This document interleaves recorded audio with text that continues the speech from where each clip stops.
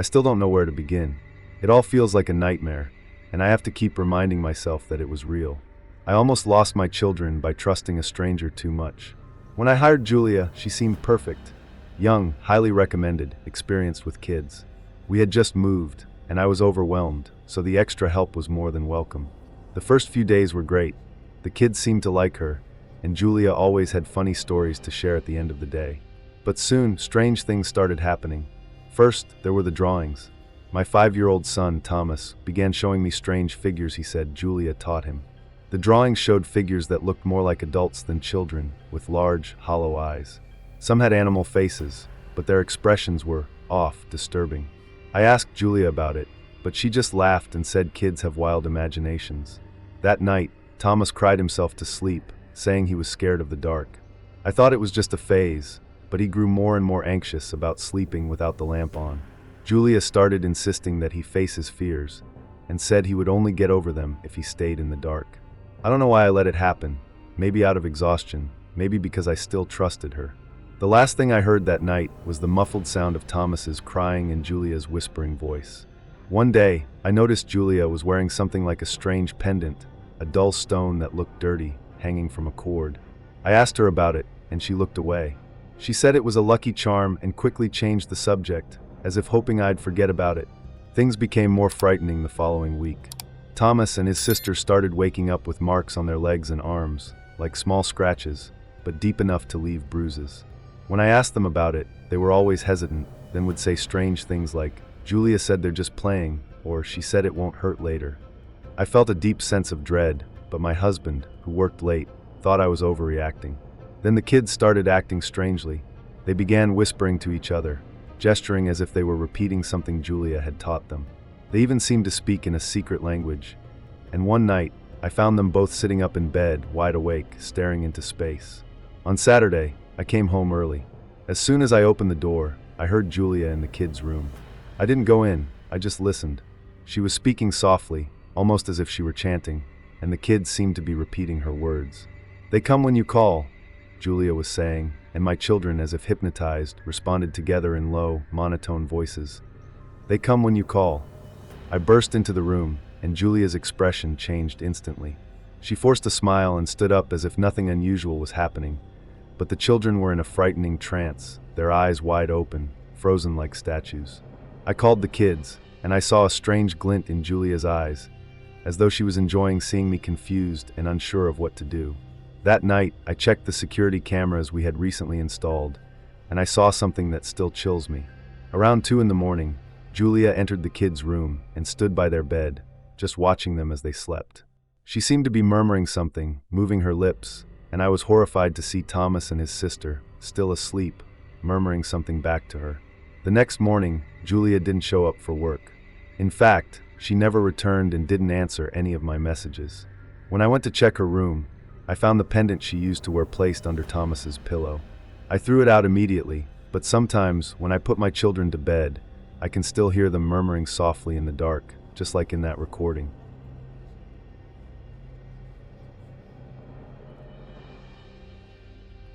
When I was 8 years old, my parents hired a babysitter to stay with me at night. This wasn't typical. My parents usually preferred for me to stay with relatives or family friends, but that week, a series of work commitments forced them to seek outside help. I remember the muffled conversation in the hallway about finding someone trustworthy on such short notice. That's when my mother mentioned that a friend of hers knew a babysitter named Natalie, described as calm and very responsible. Natalie was a young woman in her early 20s with straight, dark hair that covered half of her face and eyes that struck me as strangely heavy.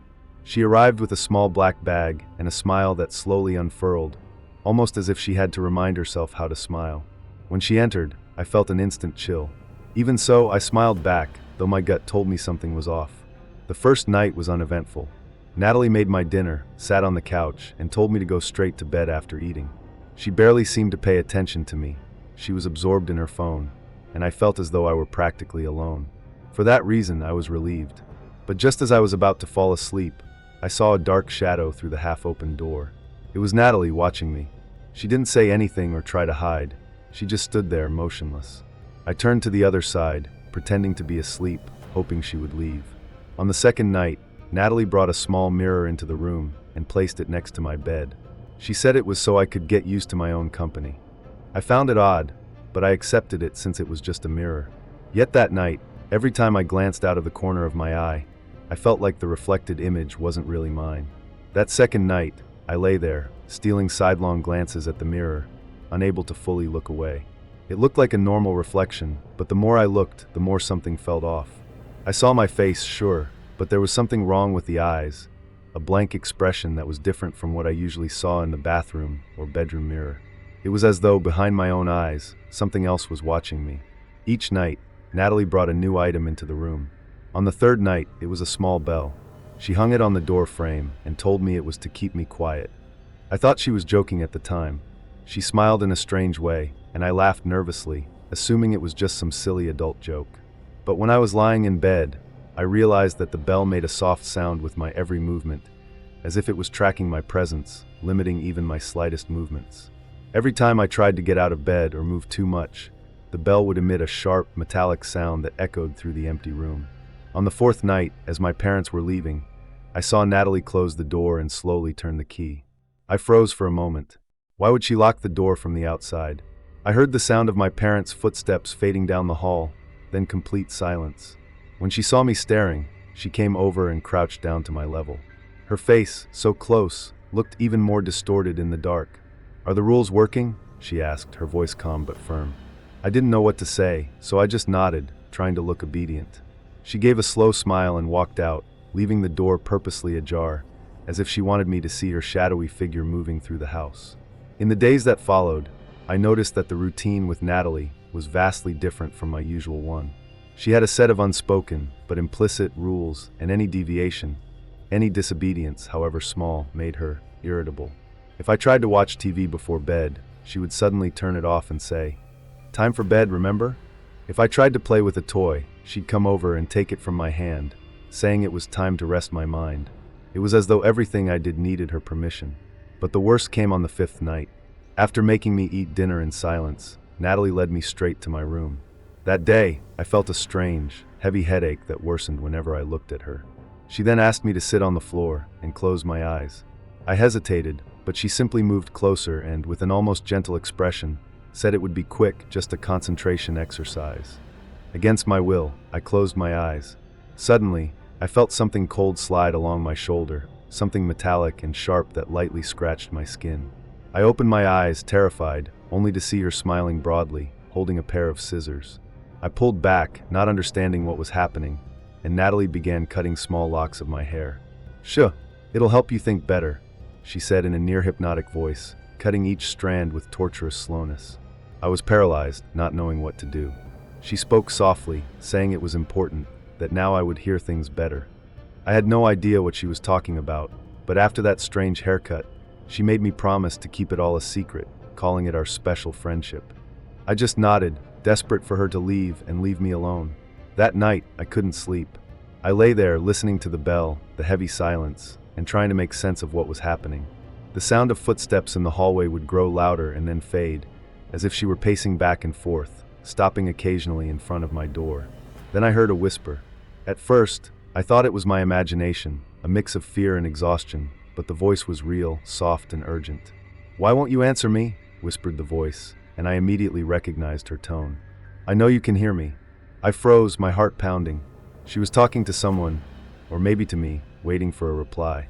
I shut my eyes tightly, trying to ignore her, but the voice continued, repetitive, almost like a chant. "If you don't answer, I'll come in." The phrase was followed by long pauses, oppressive silences that lasted just long enough to make me think she'd left, only for the voice to return, insistent, until finally the noise stopped. I looked at the clock. It was 3 a.m. My parents still hadn't come home, and I felt trapped with something that I now knew was not just a babysitter. The next morning, when I woke up, my parents were already home, and Natalie was gone. I tried to explain what had happened, but I couldn't find the words. I just said I didn't want her to come back, but they thought I was exaggerating. Natalie kept coming, and the following nights were even worse. She became stranger, more possessive, as though she were obsessed with enforcing her rules and rituals. One night, I heard the bell in my room ring on its own, even though I was lying still. The sound echoed in a frightening way, and I felt that something was coming for me. even without opening my eyes. Somehow, though, that night, my panic seemed to finally convince my parents. Natalie never returned. Today, as an adult, I still remember that strange reflection in the mirror, her voice in the hallway, and the bell that I can still hear sometimes in my dreams. The most disturbing part came years later, when I discovered that no friend of my mother's had recommended Natalie. No one knew how she had come into our lives.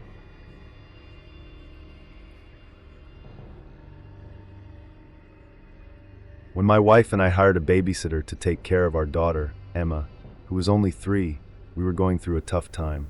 Our work schedules had intensified, and we needed someone who could stay with her a few nights a week. We decided to hire someone experienced, someone who could give us peace of mind. It was through an agency that we met Savannah. She seemed perfect, excellent references, a serious demeanor, and she'd been incredibly accommodating from the first interview. Savannah was a woman in her 40s, with a calm and reassuring manner that inspired confidence. She had light eyes and a restrained smile, and I remember thinking she was exactly what we needed. Someone who could keep the house peaceful, care for Emma, and maybe bring us a bit of calm. The first week went great. Savannah was dedicated and attentive, keeping the house tidy and caring for Emma with genuine affection. She was thoughtful, always on time, and knew how to handle children better than almost anyone we'd met. However, little by little, strange behaviors began to surface. In the second week, I noticed Savannah didn't seem to sleep. I usually left early for work, but one day I had to return to grab something I'd forgotten, around 4 in the morning. When I entered the house, I saw a dim light in the living room and found Savannah sitting on the couch, wide awake, staring toward the door as if she'd been expecting me. Surprised, I asked why she was still awake, and she just smiled, saying that she preferred to stay alert, just in case Emma needed something. I found it odd, but didn't mention it to my wife. It could just be a precaution, maybe a bit of extra care. However, the next night, I woke up around 2 in the morning and, unable to sleep, went to the kitchen for a glass of water. As soon as I entered the living room, there was Savannah again, sitting in the dark, eyes fixed on the hallway. The lamp cast an eerie light on her face, and her expression was serious, almost like she was on some kind of vigil. Are you okay?" I asked, unable to hide my discomfort. She just turned her face slowly and replied in a calm voice that silence was good company, and that I shouldn't worry. But I was worried. The thought that she never slept began to bother me deeply. I mentioned what I saw to my wife, who just laughed and said Savannah was a dedicated woman. She thought I was overreacting, so I let it go, trying to ignore it. But the strange behaviors only grew. The following week, Savannah began establishing a kind of routine with Emma. She would take our daughter to her room much earlier than usual, turning off all the lights in the house, leaving only a small candle lit in the hallway. When I asked why, she replied that it helped Emma sleep better. But I noticed that, if anything, our daughter seemed more restless and anxious at night. She started having frequent nightmares, waking up crying and asking for the lady to leave. It was on one of those nights that I began to understand something was very wrong. Emma had woken up in the middle of the night, crying and trembling. I went to her room to calm her, but she clung to me, sobbing, and whispered in a shaky voice, "Daddy, she stands here watching." Those words froze me. I asked Emma what she was talking about, but she couldn't explain very well.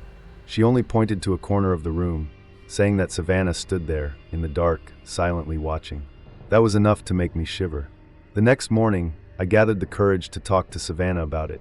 I asked if she was spending too much time in Emma's room at night, or if there was any specific reason for her behavior. She just looked at me with a calm expression and said something that disturbed me deeply. Children need discipline and presence, always. They need to feel they're not alone, or the emptiness takes over. Her response didn't make any sense, but the way she said it left me unsettled. There was a weight to her words, a tone that felt more like a warning than an explanation. I decided then to watch her more closely, staying up late to try to understand exactly what she was doing at night. And so a few days later, I saw her in the early hours, standing outside Emma's room. I hid in the hallway watching. Savannah stood completely still, her arms hanging at her sides, as if hypnotized. She was murmuring something I couldn't make out, something low and repetitive. The most frightening thing was that, at that moment, Emma began to cry. My daughter was in her room, sleeping, but it was as if she'd sensed Savannah's presence on the other side of the door. At that point, I couldn't take it anymore. I approached her and called her name, trying to hide my nerves. Savannah looked at me, her eyes dark and sunken, and said she was just making sure the nightmares didn't overtake Emma. I tried to persuade her to return to the guest room, but she refused. I stayed awake until dawn, unable to close my eyes. We decided she wouldn't stay with Emma at night anymore. I informed her that we wouldn't need her services after the following week, and she accepted without argument. But on the last night, when I went into Emma's room to make sure she was okay, I felt a strange chill upon opening the door. There, in the dark, I noticed that the window was slightly open. I don't know why, but the sight froze me. I knew I'd closed all the windows before bed. Worse, on Emma's bed, there was something I'd never seen before. A small, dark cloth pouch with a knot at the top, left on her pillow. Inside, there were pieces of dried plants and what appeared to be a small, carefully braided lock of hair. A wave of dread washed over me. I took the object and carefully threw it away without letting Emma see it. The next morning, Savannah simply didn't show up for her last day of work. She didn't call, didn't say goodbye. It was as if she had never existed. After that, Emma finally stopped having nightmares, but my wife and I are still haunted by what happened. Sometimes, in the dead of night, I think I hear footsteps in the hallway like hers. And every so often, Emma mentions that the lady still watches her in the dark. She still can't explain it very well, but says she feels someone there.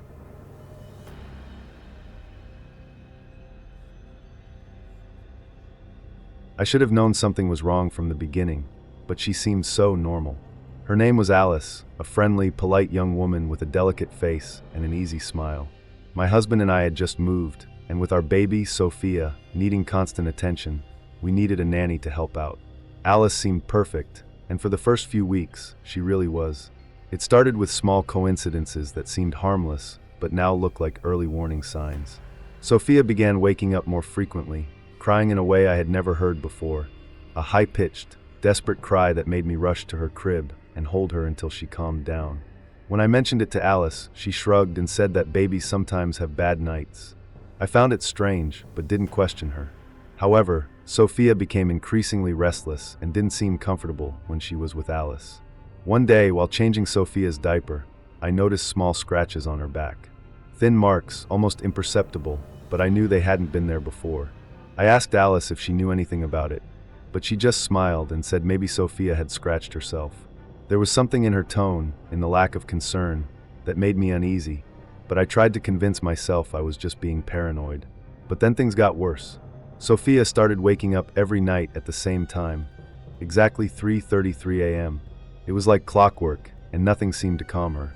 One night, I heard a low murmuring sound coming from Sophia's room, just before she began to cry. It sounded like a voice, but so faint that I convinced myself it was my imagination. One night, unable to sleep, I decided to check the footage from the baby monitor. It was around 2 in the morning, and I saw Alice enter Sophia's room. This surprised me because I didn't remember asking her to check on the baby during the night. Alice stood by the crib, her back to the camera, and started rocking her body side to side slowly. Then, she began speaking. The recording was in night mode, so the audio wasn't very clear, but I could make out strange whispers like a low, rhythmic melody. What happened at the end of that recording still haunts me.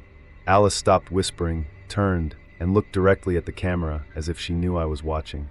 She stood there, staring motionless, for a few seconds, then left the room. The next day, I confronted her, but she acted as if she had no idea what I was talking about.